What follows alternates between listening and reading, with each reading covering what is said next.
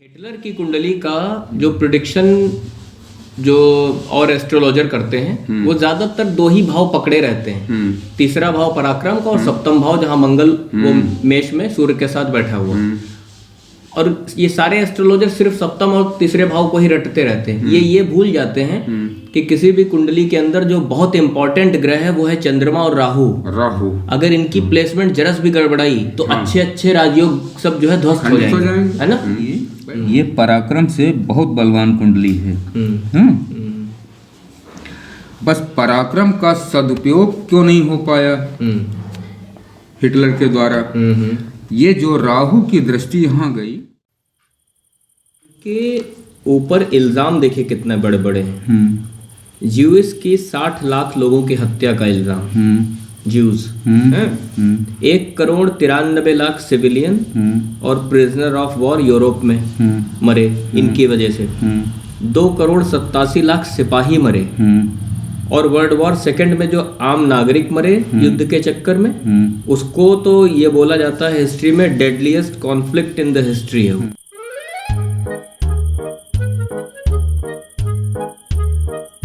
ये देखिए कुंडली। एक बार हमने डिटेल आपके सामने लाए थे हम हिटलर की, तो वो तो गलत डिटेल थी। हाँ, वो तो फिर हमने ढूंढा, बहुत रिसर्च किया, कई लोगों से बातचीत की, फॉरेन में भी बातचीत की, इंडिया में भी बातचीत की, तो एक डिटेल निकल के आई। इसमें ये कुंडली जर्मनी के चांसलर, हाँ ये असली कुंडली है, एडोल्फ हिटलर। ठीक है, और देखते हैं इस कुंडली को। ये तुला लग्न की कुंडली है और धनु राशि है। ठीक है, तो लग्ने शुक्र मेष में बैठा है चर राशि में, अष्टमे शुक्र चर राशि में, दीर्घायु हो गई। लग्न चर में है, चंद्रमा द्वितीय भाव में है, ये अल्पायु हो गई। शनि चर में है, चंद्रमा द्वितीय भाव में है, ये अल्पायु हो गई। अच्छा, मध्य आयु हुई एवरेज में। लेकिन 7वें घर में बैठ करके शुक्र अपने घर को देख रहा लग्न को, इसलिए आयु का कालखंड बढ़ जाएगा। ठीक है, तो यह मध्य आयु की कुंडली हो गई। तो आयु तो ठीक है। अब ये देखो कि लग्नेश 7वें घर में बैठ करके लग्न को देख रहा, पंचमेश 10वें घर में बैठा है शनि। ठीक है, तो पंचमेश 10वें घर में शनि बैठा, ये राजयोग देगा। ठीक है, भाग्येश बुध 7वें बैठा है, एक ये भी राजयोग देगा यहाँ पे। ठीक, केंद्र त्रिकोण का। और सप्तमेश और भाग्येश का भी एक राजयोग है। तो हाँ, सप्तमेश और भाग्येश का भी एक राजयोग, तो 3 राजयोग मोटे मोटे तौर पर बनते हैं इसमें। अच्छा, शनि 10वें घर में बैठ करके चौथे भाव को देख रहा है, जनता के भाव को, है ना, यानी कि जनता में प्रसिद्धि या फॉलोअर की संख्या ज़्यादा। 7वें घर में सूर्य उच्च का बैठा है, ठीक, मेष राशि में, और ये लाभ भाव का मालिक है। ठीक, और ये सूर्य अपने से 9वें घर में है, उच्च का, लाभ भाव से। भाग्य का मालिक बुध 7वें में आई गया। अब इसके बाद देखो कि इसमें देखिए कुछ हम चीज़ें बताते हैं, वो देखिए। ये 1923 से 1927 में जेल में रहे। 1 मिनट, पहले इनका पराक्रम घर चेक कर लो। ये तो सब चेक ही करते हैं सारे एस्ट्रोलॉजर। 1 मिनट देख लेते हैं। तो पराक्रम के घर में गुरु स्वग्रही बैठा है, चंद्रमा यहाँ बैठा है। ठीक है, केतु बैठा है। अब यहाँ देखो, केतु पैरानॉर्मल प्लेनेट है ना, ये चंद्रमा और गुरु के साथ बैठा है। तो केतु का काम ये है कि जिस भाव में बैठेगा और जो उसके साथ ग्रह बैठेंगे उनकी पावर को दुगना कर देता है। ठीक है, इसलिए ये पराक्रम से बहुत बलवान कुंडली है। बस पराक्रम का सदुपयोग क्यों नहीं हो पाया हिटलर के द्वारा।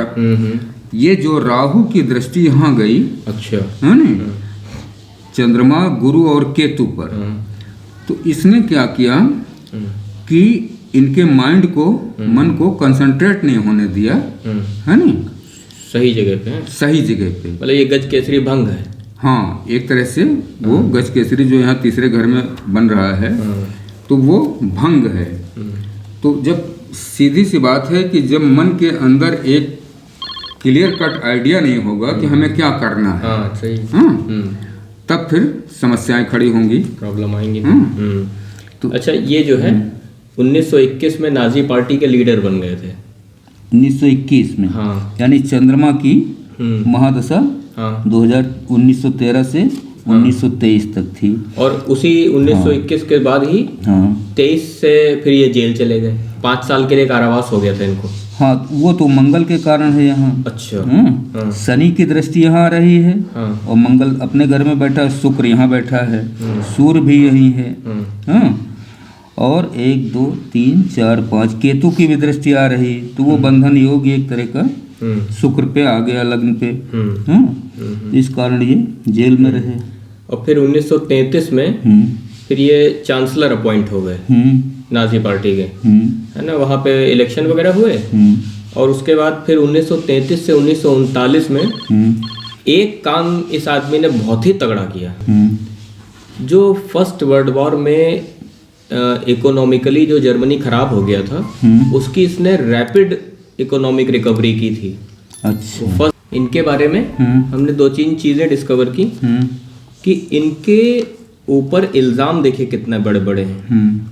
ज्यूस की 60 लाख लोगों की हत्या का इल्जाम, ज्यूस हैं। 1,93,00,000 सिविलियन और प्रिजनर ऑफ वॉर यूरोप में मरे इनकी वजह से। 2,87,00,000 सिपाही मरे, और वर्ल्ड वॉर सेकंड में जो आम नागरिक मरे युद्ध के चक्कर में, उसको तो ये बोला जाता है हिस्ट्री में deadliest conflict in the history है वो। तो इस आदमी की वजह से इतना सारा जनसंहार वो जो हुआ है, वो क्या प्लेनेट पोजीशन क्या बन रही है कुंडली के अंदर। वो ये जो हमने बताया कि राहु की दृष्टि चंद्रमा पे है, हाँ, नहीं, हाँ, और यहाँ पे ये जो केतु है, ये गुरु और चंद्रमा दोनों पावर बढ़ा रहा है। अच्छा, यानी कि और ये चंद्रमा 10वें घर का मालिक है, पराक्रम के घर में। ठीक है, यानी कि सब कुछ जीत लेने की, सब कुछ जीत इच्छा। अच्छा, हाँ, हाँ, पूरे संसार पर राज्य करने की इच्छा। हाँ, ठीक है, तो वो इच्छा तो ठीक है, ठीक बात, किसी को भी रखना, लेकिन उसका तरीका होना चाहिए, है नहीं। तो इनका जो भी कुंडली बताती है कि इनके तरीके गलत हो गए, संसार पर राज्य करने का, है नहीं। और उसका अकेला वो प्लेनेट राहु है, उसका वो प्लेनेट राहु है। अच्छा, जो इसने इनके मन को कंसंट्रेट नहीं होने दिया, समझ गया। और जो सही प्रॉपर तरीका होना चाहिए, उस तरीके को फॉलो नहीं करने दिया। तो अब एक चीज जरा हमको बताइए कि कुंडलियों के अंदर जो राहु की प्लेसमेंट है, वो किसी भी भाव में होगी, वो उसको डिस्टर्ब ही करेगा। हाँ, मतलब राहु का कोई शुभ फल नहीं है ना, राहु का कोई शुभ फल नहीं माना जाता ना। किसी भी अगर ये केंद्र त्रिकोण के राजयोग के साथ बैठ जाए, फिर भी एक साथ एक बात हो सकती है। क्या? कि राहु यदि लग्नेश, नवमेश, पंचमेश के साथ, ये त्रिकोणों के मालिक के साथ केंद्र में आ जाए, अच्छा, और मित्र के घर में हो या उच्च का हो, तो राजयोग भी दे सकता है। राजयोग, हाँ, लेकिन वो बर्बादी भी करेगा साथ। हाँ, वो मतलब दुख तो देगा ही, दुख देगा जरूर। हाँ, दुख तो देगा, उसका स्वभाव है दुख देना, है नहीं। और दुख किस कारण से मिलता है? राहु की हमेशा टेंडेंसी है छल कपट की, सही। तो अब यहाँ राहु मिथुन में बैठा है, भाग्य भाव में, मिथुन में है, बुध के घर में, ठीक है नहीं। सीधी सी बात है कि बुद्धि के अंदर छल है, छल कपट चल रहा है ना। तो जिसके कारण ये राहु सारे डिसीजन गलत लिए, सारे डिसीजन गलत हो गए, क्योंकि चंद्रमा भी राहु से पीड़ित है, आत्महत्या करनी पड़ गई। हाँ, आत्महत्या करनी पड़ गई। इससे एक पॉइंट और हुआ, बहुत सारी कुंडलियों में हमने देखा कि चंद्रमा अगर राहु, केतु, शनि, मंगल इनसे सबसे दृष्ट हो गया, तो आदमी जो है वो सुसाइडल अटेम्प्ट करेगा ना। पूरा मन भयभीत हो जाता है। चंद्रमा मन का कारक है। अब चंद्रमा पे अगर शनि, राहु, मंगल, केतु इनकी दृष्टि गई, केतु की तो गनीमत है, ठीक है, नहीं। क्योंकि वो पैरानॉर्मल प्लेनेट है और कुछ हद तक शुभ ग्रह माना जाता है। ठीक है। लेकिन राहु, शनि और मंगल 3 ग्रहों ने अगर चंद्रमा को देख लिया तो फिर आत्महत्या की प्रवृत्ति मनुष्य में सब चीजें बनती। अच्छा, एक चीज हम आपसे और डिस्कस करना चाह रहे थे इसी कुंडली पे। हिटलर की कुंडली का जो प्रिडिक्शन जो और एस्ट्रोलॉजर करते हैं वो ज्यादातर 2 ही भाव पकड़े रहते हैं। तीसरा भाव पराक्रम का और सप्तम भाव जहां मंगल वो मेष में सूर्य के साथ बैठा हुआ। और ये सारे एस्ट्रोलॉजर सिर्फ सप्तम और तीसरे भाव को ही रटते रहते हैं। ये भूल जाते हैं कि किसी भी कुंडली के अंदर जो बहुत इंपॉर्टेंट ग्रह है वो है चंद्रमा और राहु। अगर इनकी प्लेसमेंट जरा भी गड़बड़ाई तो अच्छे राजयोग सब जो है ध्वस्त हो जाएंगे, है ना भाई। वो सीधी बात है, निर्णय गलत लेगा और सब गड़बड़ा जाएगा, तो राजयोग गड़बड़ हो जाएगा, पूरा सब खराब हो जाएगा, है ना। वो जो आपने बहुत सारी कुंडलियां देखी जिसमें शराब की वजह से बर्बाद हो गए, तो वो उसी वजह से। उनमें बड़े बड़े राजयोग थे लेकिन वो सब बर्बाद हो गए, वो सब इसी कारण बर्बाद हो गए। तो यानी कि कुंडली देखते समय जैसे एक विद्यार्थी एस्ट्रोलॉजर जैसे हम लोग हैं तो उसको इन चीजों का भी चिंतन बहुत गहरा करना चाहिए कि मन, आत्मा, इनके कारक ग्रह जो है इनकी क्या पोजीशन है, डायरेक्ट मतलब ये नहीं कि सीधे जो है बस फॉर्मूले में ही अपना दिमाग चला। भाई राजयोग तो तब घटित होगा जब शरीर स्वस्थ हो, मन स्वस्थ हो, ठीक, बुद्धि स्वस्थ हो, तब उस राजयोग का संपूर्ण फल मिलेगा, तब आदमी समर्थ होगा उसको तब समर्थ वहन करने में। सही। और अगर मान लो शरीर अशक्त है तो राजयोग क्या करेगा, और मन अगर रोगी है तो राजयोग क्या करेगा, बुद्धि अगर रोगी है तो फिर राजयोग क्या करेगा। तो राजयोग के लिए है ना ये 3 चीजें जो है वो शरीर, मन और बुद्धि और वो देशकाल परिस्थिति। देशकाल मतलब हिटलर की कुंडली के अंदर तो आपके हिसाब से हिटलर की कुंडली के अंदर जो पराक्रम भाव और सप्तम भाव है उसका उतना बड़ा रोल नहीं है जितना बड़ा रोल अकेले राहु का है, अकेले राहु का। और साथ में वो देशकाल परिस्थिति। ये बात हमने कई बार कही है, तो हम जानते ही है ना कि अगर हिटलर के मन को ये राहु भ्रमित न करता, ठीक है, तो आज संसार की परिस्थिति दूसरी होती, बहुत महान राजा बनता है और ये पूरे धरती का अब तक का सबसे महान शासक होता है और लंबे समय तक शासन करता है। गड़बड़ी केवल एक ग्रह ने, राहु ने कर दी कि जो सब कुछ बर्बाद कर दिया। अच्छा, तो एस्ट्रोलॉजी जो साइंस है, ये विज्ञान, इस विज्ञान के माध्यम से बुराइयों में से भी अच्छाइयाँ निकालने की जो कला जो जाने वही अच्छा एस्ट्रोलॉजर है, नहीं? ये तो होता है ना। अब जैसे ये हिटलर की कुंडली है, इस पर ये सिर्फ ये पढ़ देना कि तीसरा भाव, सप्तम भाव ये हो गया, बर्बाद हो गया, इससे फर्क नहीं। लेकिन जो आपने हमको एक बात अभी यहाँ समझाई है, सिखाई है, वो हमको बड़ी पसंद आई कि अगर यहाँ राहु का ट्रीटमेंट किया जाता उस समय, कोई एस्ट्रोलॉजर होता हिटलर के पास और वो राहु का ट्रीटमेंट करता तो चीजें आज कुछ दुनिया में अलग ही होती, दुनिया अलग होती है ना। तो ये जो सारे बड़े लोग हैं इनके पास मतलब ये सर्वसमर्थ हैं, बस ये लोग सिर्फ अच्छे एस्ट्रोलॉजर ही नहीं ढूंढ पाते हैं। अच्छा, बहुत सारी चीजों में देखो क्या कि कोई अरबपति है, वो कंगाल क्यों हो जाता है? कंगाल हो जाता है, हाँ, एक से एक लोग हो गए। और महान कोई राजा है, बहुत बुद्धिमान है, सब कुछ है नहीं, फिर अचानक वो राजनीति खत्म हो जाती है उसकी, वो दोबारा कभी बिल्कुल है नहीं, प्रधानमंत्री, राष्ट्रपति दोबारा हो नहीं पाता। तो ये चीजें इसी ग्रह के कारण होती, राहु के कारण है। 12 ग्रहों में, 12 भावों के 9 ग्रहों में सबसे खतरनाक अगर कोई ग्रह है राहु, वो राहु। हमने जो 4-5 कुंडलियां आपसे डिस्कस कराई थी ना, उसमें उन लोगों ने हमसे ये सवाल पूछे कि इन कुंडलियों में हमारी राजयोग तो है लेकिन हमको फल नहीं मिल रहा, वही चीज। तो उसमें राहु की सब पे दृष्टि थी, राजयोग खंडित हो रहे थे। अभी जानते हैं, हमको ऐसा लगता है कि एस्ट्रोलॉजी में बहुत रिसर्च की जरूरत है, और ये अच्छे लोगों के हाथ में नहीं पड़ रही है। अब इसमें तो ये है कि सब एक रूटीन में चल रहा है, वही प्राचीन जो परंपराएं हैं, प्राचीन जो ग्रंथ हैं, है नहीं, उस पे आगे शोध नहीं किया लोगों ने। ये तो एक जो इसके बेसिक फंडामेंटल हैं, नियम हैं, उन्हीं के आधार पर लोग गणनाएं किया करते हैं। अब इस कुंडली में सबसे अशुभ ग्रह अगर किसी को माना जाएगा तो मैं राहु मानता हूँ। राहु मानेंगे। जबकि बहुत सारे लोग ये कहेंगे कि मिथुन का राहु है, ठीक है, ये भाग्य भाव को बढ़ा देगा, यानी भाग्य प्रबल कर देगा।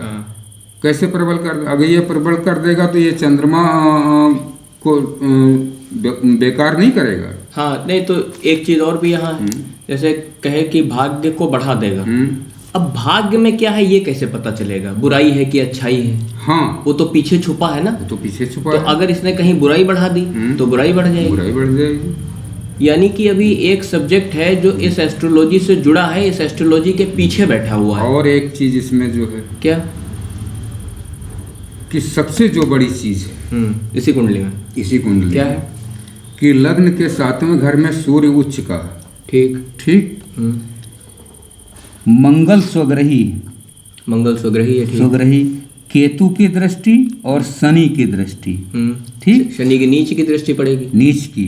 अगर इस सब को हटा दिया जाए, है नहीं, राहु को हटा दें हम, तो ये देखो कि इस शुक्र को कितने ग्रह पीड़ित कर रहे हैं। केतु, शनि की 10वीं नीच की दृष्टि, सूर्य की उच्च की दृष्टि यानी विपरीत, मंगल भी और केतु भी। मतलब लग्न तो उसको बर्बाद होना ही होना है, उसको सुसाइड या आत्महत्या तो करना ही करना है। और अगर ये आत्महत्या नहीं होती हिटलर की, ठीक है नहीं, तो ये दुर्घटना में मरते, दुर्घटना में मृत्यु हो जाती। ठीक बात, दो में से एक काम होना था। तो इसीलिए क्योंकि शुक्र ग्रह जो है वो बहुत वीक। अच्छा, उधर शुक्र परेशान हो गया, इधर गुरु भी परेशान हो गया, गुरु भी परेशान। इसी वजह से ये गज केसरी राहु और केतु की दृष्टियों की वजह से पूरा नेगेटिव गज केसरी हो गया है। हाँ। और एक चीज देखो कि पंचमें शनि है, ठीक, पंचमें शनि, ठीक है, ये चंद्रमा के घर में बैठा है, ठीक है। चंद्रमा का घर मतलब शत्रु का घर, शत्रु का घर है नहीं, तो वो शनि चंद्रमा विषयोग बनाता है, विषयोग बनाते हैं आप जो बताते हैं, है ना। तो चंद्रमा के घर में बैठा शनि, 10th भाव है। ये राजयोग कैसा देगा? राजयोग देगा विष वाला, नष्ट करने वाला राजयोग है। हाँ। मतलब हम ऐसे राजा बनेंगे जो सब कुछ नष्ट करेंगे, सब नष्ट करेंगे। अरे ये कैलकुलेशन कैसे एस्ट्रोलॉजर निकालेगा? ये कैलकुलेशन तो कोई ऐसी कैलकुलेशन नहीं है कि जो किताब में पढ़े और कर दिए। ये तो आएगी अपनी बुद्धि विवेक शक्ति पे और प्लस इंट्यूशन पावर के ऊपर। ये तो रिसर्च की है ना, रिसर्च की बात है कि मैंने इतना रिसर्च किया हुआ है ना। तो इस पे ये गणना निकल करके बिल्कुल एग्जैक्ट आ रही, ठीक, सही है नहीं, कि शनि है तो राजयोग कारक, पंचमेश है, ये वहाँ 10वें घर में कर्क में बैठा है। और दूसरी चीज, ये चंद्रमा यहाँ जो गुरु के साथ बैठा, ये राहु से पीड़ित है। राहु से पीड़ित। अच्छा, तो देखा जाए तो गज केसरी तो बन ही नहीं रहा ना भाई। आप जो कहते हैं कि गज केसरी केवल काम करता है केंद्र त्रिकोण में, बस वो बन ही नहीं रहा है ना, समझ गए। तो ये तो फिर किसी भी फील्ड में होते वहां सब गड़बड़ ही कर रहे हैं, सब गड़बड़ करते। अच्छा, ये अगर आदमी बैंक में नौकरी कर रहा होता तो फ्रॉड करता, बिल्कुल निश्चित फ्रॉड करता ना। अगर ये अरबपति होता तो कंपनी में फ्रॉड करता। ये बात है। अच्छा, आपको ऐसा नहीं लगता कि इलेक्शन में पब्लिक को अपने नेता की कुंडली किसी ज्योतिषी से विचरवा लेनी चाहिए, फिर वोट देना चाहिए? अरे पब्लिक सेंटीमेंट पे जाती है, भावनाओं पे। इलेक्शन में कुंडली जरूर विचरवानी चाहिए ना। हाँ, पूरी कुंडली की एनालिसिस करवा ले, फिर कहे हम इनको वोट देंगे। अब इसी तरह से देखो ना क्या होता है कि एक ही शासक नहीं करोड़ों आदमियों की हत्या का गुनहगार हो जाता है ना। ठीक है, ठीक। यानी अपने देश को तो जो बर्बाद ही किया, और भी देशों में हत्याओं का जिम्मेदार हो गया। तो इसी कुंडली के ग्रहों के कारण ही तो है ना। तो इस तरह से ये तो जो है तो अब एक काम करे आ जाए। अभी तक ना बहुत हल्का फुल्का हम लोग डिस्कशन करते थे कुंडली पे, तो हमारे विचार ये बन रहा है कि जो आगे की कुंडलियां जो भी कोई सब्सक्राइबर भेजे हमारे पास, तो उन पर बैठ के आधे आधे घंटे तक आप उसमें डिटेलिंग विचारिए जरा। हाँ, तो क्यों नहीं निकलेगी, बिल्कुल। हम जल्दी जल्दी ऐसे कर देते थे, है ना। तो डिटेलिंग विचारिए, तो उसमें बड़ा पता है हमको तो ऐसा लग रहा है कि अपने चैनल पे जो वीडियो बन रही हैं वो जो एस्ट्रोलॉजी के स्टूडेंट्स हैं उनके लिए ये मास्टरपीस होंगे। हाँ, आगे चल के। अब जैसे मैंने ये गणना ये की, ये तो बहुत ही कठिन गणनाएं हैं कि राजा विषयों सब नष्ट करने वाला विषयों का, ये गणना बस की नहीं सबके। इसके लिए बहुत लंबा तपस्या चाहिए और वो चाहिए ना आत्म शुद्धि। ये तो जो लोग जैसे हम लोग के पास तो डिटेल है नहीं हिस्ट्री में, क्योंकि हिस्ट्री ज़्यादातर मैनिपुलेट कर दी जाती है। हो सकता है इन्होंने अपने परिवार के साथ भी बहुत कुछ किया हो ना। हाँ, भाग आए हो परिवार से, हाँ, क्योंकि होनहार बिरवान के तो चिकने पात होते हैं। ये तो होता है। अब बचपन में भी उन्होंने बड़ा कमाल। अब जैसे कुटुंब देखो, मंगल है सेकंड हाउस का मालिक, है ना, कुटुंब का मालिक। अब ये मंगल को अगर ध्यान से देखो तो ये मंगल स्वग्रही है। सूर्य यहाँ बैठा है, शनि की नीच दृष्टि आ रही है, केतु की दृष्टि आ रही है। ये क्या बताता है कि इनका जो कुटुंब है, परिवार है, वो बहुत गरीब था। ठीक। और ये भी बचपन में बहुत गरीब थे। हाँ। सिपाही एज ए सिपाही भर्ती हुए थे। उससे पहले भी और बहुत सारे काम किए। अब एक खास बात बताते हैं आपको, जो साइंस में प्रूवन है, हिस्ट्री में है। अकेला राजा है ये था हिस्ट्री का जिसके पास सिंगल टेस्टिकल था। हाँ। आप हिटलर की जितनी फोटो देखेंगे उसमें एक हाथ जो कमर पे रहता है, वो साइकोलॉजी में ये बात शो करता है कि इनके अंदर बच्चे पैदा करने की क्षमता जो है वो उसकी कमजोरी थी, जननांगों की कमजोरी थी, और उसको साइंस ने प्रूव किया था। तो वो 7वें घर से देखा जाए, सिंगल टेस्टिकल। अच्छा, 7वें घर से। हाँ, 7वां घर पीड़ित है। ठीक है ना, शुक्र पीड़ित है। मंगल को देखो 7वां घर। हाँ, ठीक। मंगल स्वग्रही है। अगर इस पे शनि की नीच दृष्टि ना आती, केतु की दृष्टि ना आती, ठीक, और यहाँ सूर्य अगर बैठा होता, ठीक है, वैसे सूर्य यहाँ 7वें घर का अशुभ माना जाता है, हाँ नहीं, ये 7वें घर को बिगाड़ता है। ठीक। तो 7वां घर टेस्टिकल का होता है। तो शनि, ठीक, और सूर्य और केतु, इन 3 ग्रहों ने सप्तमेश मार्केश होगा। हाँ। और सप्तम भाव मारक भाव होगा। मारक भाव भी होगा। यानी कि कुंडलियों में अगर सप्तम भाव बहुत ही बिगड़ा हो तो आदमी को अलर्ट हो जाना चाहिए। हाँ, तो तभी तो वो तलाक की आती है बात। तलाक की आती है। सप्तम भाव, हाँ नहीं, 2 विवाह की बात आती है। और जिनका सप्तम भाव बहुत बिगड़ा होता है वो कई विवाह करते हैं लोग। अच्छा, तो एक चीज हमारे दिमाग में और आ गई। अगर ये जो कुछ रिलीजन ऐसे हैं कि जिसमें बहुविवाह की प्रथा है, तो इनके में तो इन रिलीजन के अंदर जो लोग होंगे सबका सप्तम भाव बिगड़ा हुआ पड़ा होगा। सही बात। ये भी शोध के विषय हैं, देखिए। हाँ। है ना। कारण ये है कि कोई मनुष्य इन ग्रह नक्षत्रों से अलग तो हो नहीं सकता। हाँ। अगर उसका जन्म सही है, डिटेल सही है, तो फिर जो बहुविवाह प्रथा थी, है नी, सही, वो दिखनी चाहिए। सही बात है। तो अब एक हमारा आखिरी सवाल है, बहुत हो गई बड़ी, ये वीडियो बहुत लंबी हो गई है, लेकिन ठीक है कि इतनी इन्फॉर्मेशन आपने दी है। एक हमारा आखिरी सवाल ये है कि द्वितीय विश्व युद्ध में ये मेन कारण था आदमी। अब इस समय जो हालात चल रहे हैं धरती के ऊपर, तो उसमें भी यही चल रहा है कि पराक्रम भाव जो है वो बली हो रहा है। खतरा तो है बहुत लोगों को। तो इन लोगों को थोड़ा सा समझने की जरूरत है, और थोड़ा सा एस्ट्रोलॉजिकल रेमेडीज लेने की जरूरत है ना। हाँ। थोड़ा ये भारतीय सभ्यता की तरफ आए, हल्का सा सीखे, समझे ना। नहीं, खतरा तो है ना।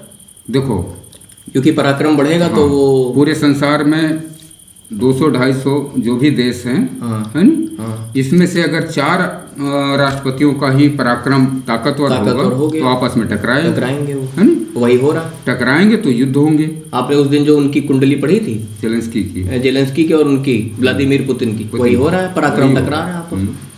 तो अब इनको कौन समझाने जाएगा कि पराक्रम न टकराओ? इनको कौन समझाने जाएगा? तो वो तो फिर एक तरह से ईश्वर का खेल है। कि अगर ईश्वर को धरती को नष्ट करना होगा तो वो सबको टकरा ही देगा, तो वो सबको टकराएगा ही। और उसमें बेचारे सब पब्लिक अच्छा मारी बताओ जाती। तुम क्या कि द्वापर युग में है ना, हाँ कृष्ण जी ने क्या कहा कि 5 गांव पांडवों को दे दो, चुपचाप, हाँ हम अलग हो जाते हैं, हम हाँ हस्तिनापुर का राज्य पूरा आपको सौंप देंगे, सौंप देंगे दुर्योधन से, हैं दुर्योधन से। ठीक है। तो अब धृतराष्ट्र तो तैयार थे, लेकिन दुर्योधन इतना हाठी था, इतना अहंकारी था कि वो 5 गांव क्या सुई की एक नोक के बराबर जमीन देने को तैयार नहीं हुआ। वही लड़ाई। तो फिर 18 छोड़ी सेना मारी गई, कितने लोग मारे गए, लाखों विधवाएं हो गई, स्त्रियां। तो ये तो सीधी सी बात है। धरती पर जब किसी का अहंकार बढ़ेगा तो विनाश निश्चित होगा। तो एक बात हमको ये चीज़ समझ में आई कि ये जो लोग बड़े पदों पर बैठे हुए हैं, ये फिर बुद्धि विवेक से बड़े तो हुए नहीं। जनता का नुकसान कि जब भी पृथ्वी पर कुछ ज्यादा हो जाती है नहीं ईश्वर के विधान में, है ना, जैसे आबादी ज्यादा हो गई या प्रकृति डिस्टर्ब हो गई, तो उसके सुधार के लिए ईश्वरीय विधान ही कुछ व्यक्तियों में अहंकार दे करके धरती पे भेज देता है, ताकि वो लड़े मरे आपस में, तो कुछ सुधार हो। लेकिन उसके चक्कर में जो गेहूं जब पिसता है तो उसमें जो घुन पिस जाता है ना, ये तो पिसता है, पब्लिक जो पिस जाती है बेचारी, जिसको कुछ नहीं पता है अहंकार का, हाँ वो तो चुपचाप अपना नौकरी कर रही है, ये तो होता ही है ना भाई। प्रथम विश्व युद्ध हो, द्वितीय विश्व युद्ध हो, कितने है लोग सब मारे गए, या अब जो यूक्रेन के अंदर रूस और यूक्रेन का युद्ध चल रहा है, इसमें कितने बेघर हो गए लोग, कितने मारे गए, है नी।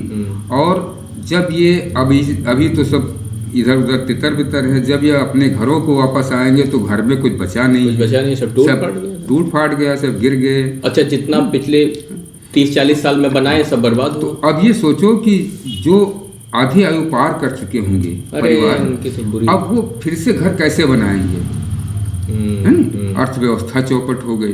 तो युद्ध से किसी समस्या का कोई हल नहीं निकलता है। पृथ्वी पे अगर सुख पूर्वक जीना है तो शांति ही एक ऐसा रास्ता है जिसको अपना करके मनुष्य सुख पूर्वक जीवन इस पृथ्वी पर बिता सकता है, अन्यथा दूसरा कोई मार्ग नहीं। और शांति अपने हृदय में है, उसको ढूंढने के लिए किसी इनलाइटेंड मास्टर को ढूंढिए, ठीक, वो तरीका बताएंगे, आप उस तरीके को फॉलो करिए, ध्यान करिए, ठीक, अभ्यास करिए उनके ज्ञान का, और फिर आप अपने हृदय में शांति को प्राप्त कीजिए, क्योंकि जब आपको शांति मिल जाएगी तो आप सुखी हो जाएंगे। आप सुखी हो गए तो परिवार सुखी होगा, परिवार सुखी है तो आसपास के लोग सुखी होंगे। क्योंकि पूरी पृथ्वी पर 2 ही एनर्जी काम करती है, ऊर्जा, एक पॉजिटिव एक नेगेटिव। तो अगर सकारात्मक ऊर्जा बढ़ेगी तो सुख प्राप्त होगा, नकारात्मक ऊर्जा बढ़ेगी तो यही हिंसा, मार काट, है नहीं, हत्या। तो इन कुंडलियों में, जिन कुंडलियों में इतने खराब व्यवस्थाएं होती हैं, इससे भी बचा जा सकता है अगर आदमी हृदय में उतर जाए। क्यों नहीं बचा जा सकता है? अगर इंसान अपने हृदय में उतर जाए। सबसे बड़ा उदाहरण अंगुलीमाल है ना, डाकू अंगुलीमाल, है ना, डाकू अंगुलीमाल बहुत ही खतरनाक था। महात्मा बुद्ध ने भी था ना डाकू। तो अंगुलीमाल बुद्ध के शरणागत, महापुरुष के शरणागत आने पे उनके ज्ञान का अभ्यास करके वो क्या हो गए, शांति को प्राप्त किए और वो महात्मा हो गए, ठीक। यानी कि ये कुंडली अगर किसी महापुरुष को ये मिल जाते हिटलर और इन्होंने ज्ञान ले लिया होता तो ये गज केसरी पूरा पलट जाता, अभी पलट जाता है, क्योंकि राहु जो है डीएक्टिवेट हो जाते और बस ये गज केसरी पूरा, और फिर ये हो जाते संत, और तब ये पराक्रम जब बढ़ता तो ये हर जगह प्रचार कर रहे होते शांति का, है ना। ये तो तब ये असली कुंडली निकल के आती। अभी तो ये नकली भ्रमित कुंडली थी जिसमें पूरा जीवन बीत गया। तो है ये चीज सही, ये बढ़िया चीज हुई, ठीक है फिर, है नहीं। हाँ, बाकी और तो ठीक।